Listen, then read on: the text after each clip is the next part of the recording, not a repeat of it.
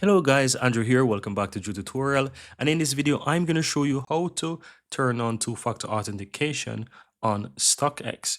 So all you really have to do is simply go to your profile in the upper right and go down to settings. And from here on the left hand side, and from here, you will see that you have two-factor or two-step verification at the top right here. So you can quickly go ahead and click turn on. Keep in mind that you can just expand to show more to understand the full instructions and how you will be able to do that.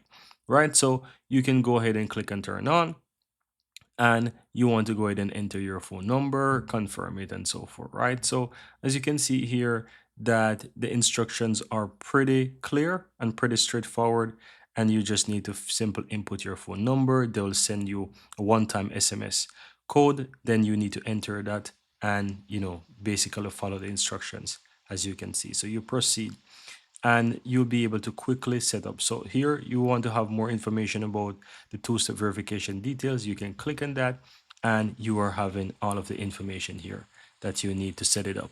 And that's it, guys. It's super easy and super straightforward.